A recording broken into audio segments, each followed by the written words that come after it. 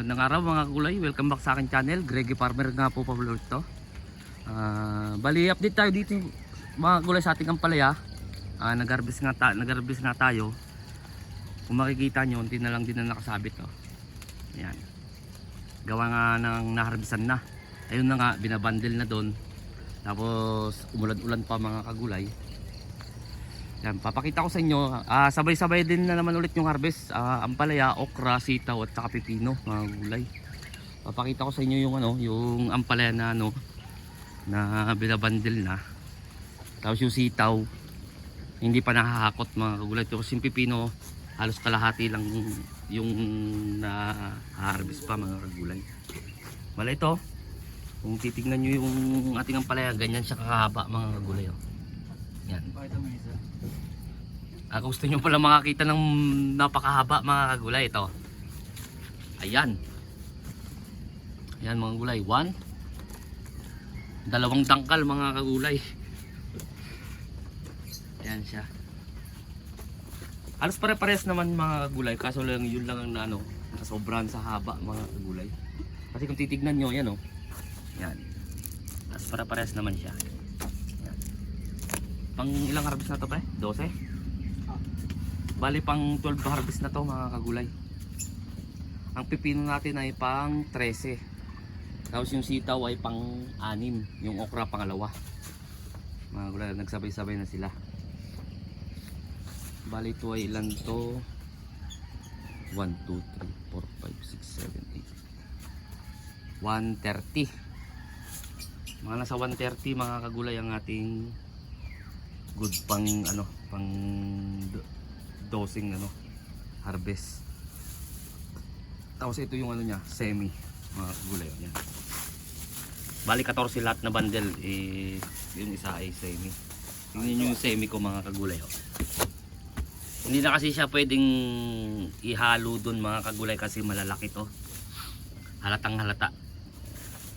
Pero kapag ganito lahat, matatawag pa nating good yan mga kagulay. Kaso nga mangilan-ngilan lang kasi yung ganyan kaya sinebi na.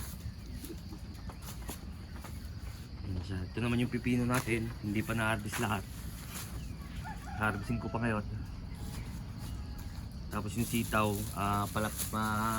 lapit na matapos. Tapos na nga yata. Hahakutin na lang mga gulay. Pupunta ko kayo dun sa sitawan. Saka dun sa okraan para makita nyo. Baka magtaka kayo kung bakit isang bundle lang ang na-harvest doon. Para makita nyo kung gaano lang kaunti yung sitaw natin mga kagulay. Pupunta tayo doon. Yan, naambun-ambun pa nga mga kagulay. Basta ipakita ko sa inyo yun. 130 ang na-harvest sa pang 12. 13. Nalilit tuloy ako mga kagulay kasi eto pang 13 yata ito mga kagulay itong itong pipino. Ayan, pawala na rin siya mga kagulay. Pero meron pa naman siyang mga kung ibig ko sabihin hindi na siya ganong lumalaki ng maigi na mga kagulay. Ayan, pupunta tayo sa sitaw para makita nyo rin. Tsaka nga yung okra, papakita ko mga kagulay, baka magtaka kayo kung bakit isang bundle lang yung nakita nyo nakaraang vlog ko. Hindi ko nga yata na-i-upload yun mga kagulay. Nalimutan kong i-upload. Ewan ko kung na-i-upload ko pa yun. Ito yung harvest natin na sitaw. Yan. Yan, mahigit 10 yan mga gulay. Titignan natin. Mahigit 10 nga yan mga kagulay. 10 kilo. Tapos nang harvestin mga gulay, nandyan na lahat eh. Tapos ito, mga nasa 20 rin to. Kulang-kulang 20. Kasi alam ko kagad dun sa pa lang kapag tingin mga gulay. Alam yan mga nagtatanim. Alam nila mag-estimate kung hindi naman magkakalayo yung sasabihin namin. Sasabihin nila kung Ito nasa 30 to mga kagulay. 10, 20 sabi natin sumakto-sakto 10, 20, 30. Ito nasa 30 rin to. Mga nasa 60 pa rin mga kagulay kasi nung nakaraan umabot ng pinakamataas na ito ay 65 lang mga kagulay umabot. Kasi ito nga yung pinapaliwanag ko sa inyo, 1/4 yung binili namin, walang 1 kilo, walang kalating kilo, 1/4 siya, 1/4 kilo ay hindi pa namin na itanim lahat. Magtataka kayo kung bakit ilang ano lang to, yan oh. 1 2 3 4 5 6 7 8 9 9 lang na ano to, tapos maiksi pa yung iba. Pero double row siya mga kagulay. Pero kung mapapansin nyo kasi yung butas niya mga kagulay, ayan oh, ayan yung butas sa pinagtaniman. Ayan oh, papakita ko sa inyo. Ayan, 1 2 3, tatlot kalahati yung pagitan mga kagulay. Tatlot kalahati na ano, dangkal. Kaya dyan yung mapapansin kung totoo ba yung sinasabi ko na wala siyang 1/4 na tinanim dito. Walang 1/4 kilo mga kagulay. Yan siya. So pupunta naman tayo sa ampalaya mga kagulay para makita nyo na sinasabi kong unti lang. Pero estimate ko dito mga kagulay, kapag nagano, kasi pangalawa pang harvest lang pa lang naman yan, hindi naman nagsabay-sabay, kaya kakayanin to ng dalawang bundle, 20 kilos mga kagulay. Unti lang kasi ito mga kagulay, ito lang. Para makita nyo rin yung aking ampalaya. Ito nakahanda lahat yan mga kagulay. Ano? Handa na lahat yan. Mapapansin nyo rin ano na yung damo. Ito lang yung kurahan natin mga kagulay yan. Meron din yung spacing yan mga kagulay. Sa talong din yan. Tatlong dangkal din yan. Kalahati. 1 2 3. Ayun pa yung puno mga kagulay oh. 3 4. Wala namang 4. Mga tatlot kalahati mga kagulay. Kaya baka sabihin nyo yung unti naman. Unti lang talaga na itanim dito mga kagulay, kasi pinagkasya lang namin. Kasi eto na yung tataniman sana ng pipino at saka sitaw na pasunod. Kaso nagbago ang isip namin. Kasi dito sana kami mag-ano ulit ng ampalaya, pangatlong ano, parte ng ampalaya. Kasi tatlong parte yung ampalaya ang pinaplano namin para wala na talagang putol. Ang kaso lang bahayan dyan. Siyempre kapag mag-i-spray, diba, nasa atip, kung tawagin doon sa pinakababaw, yung gapangan sa ibabaw, kapag power spray ang gamit ko, ang iniisip ko may bahay dyan, amihan, ay mapupunta lang doon mga kagulay yung ano, yung ini-spray natin. Baka maipabarangay pa tayo mga kagulay, yun inaalala ko.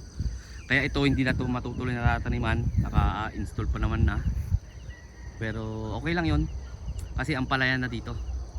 Simula dun tatapusin lang yung ano, yung sitaw. Pagkatapos ng sitaw, baka siguro bubunutin namin tong dalawang plat ng okra. Sasacrifice na lang namin para mataniman kagad ng ano, ng o kaya maayos kagad yung balag niya para doon sa tatanim na, no? Kung mapapansin niyo doon, no? Papasilip doon, may mga nangingitim doon, no? Pasilip lang yan, may tanim lang ano yan mga kagulay. May tanim na ampalaya na yan. Ayan, tingnan natin yung bunga. Ayan yung bunga niya mga kagulay. Ang ating ano, yan, basang basa, ang gawa ng umuulan nga. Ayan ang mga bunga. Ayan, dalawa sa isang puno makakuha, kasi dalawang ano lang, dalawang puno lang kada butas mga kagulay. Parang sitaw lang, dalawang puno lang din kada butas. Sa pipino naman isang puno lang kada isang butas. Ganun ang ginagawa ko mga kagulay. Kaya kung mapapansin nyo, hindi siya siksikan, kasi yung iba ang ginagawa 3 o kaya 4, may 5 pa nga. Ganun ang ginagawa, pero ako hindi mga kagulay, 2 lang talaga. Yun yung ano ko, kumbaga practice ko mga kagulay. Yun yung kakasanayan ko, 2 ano. Yan si ano, misis mag-harvest na dito.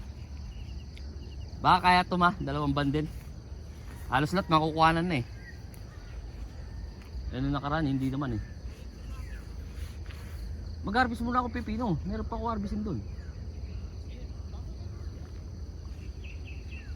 So yung mga kagulay, hanggang dito na lang ako kasi mag-harvest pa ako ng pipino. May munti pa yon. Baka sakaling makaabot pa ng mga 50 kilos o kaya 60 kilos. Mga malaking tulong na rin yun mga kagulay. Tag 25 ang kilo. O, di malaki-laking tulong na mga kagulay. Sa bago pa lang sa munting channel ko, huwag niyo kalimutan mag-subscribe at i-click niyo na rin po yung notification bell para update kayo lagi sa gagawin kong video tungkol dito sa pagtatanim ko ng gulay, kahit na paunti-unti na lang. Maraming salamat po ulit. God bless po sa ating lahat.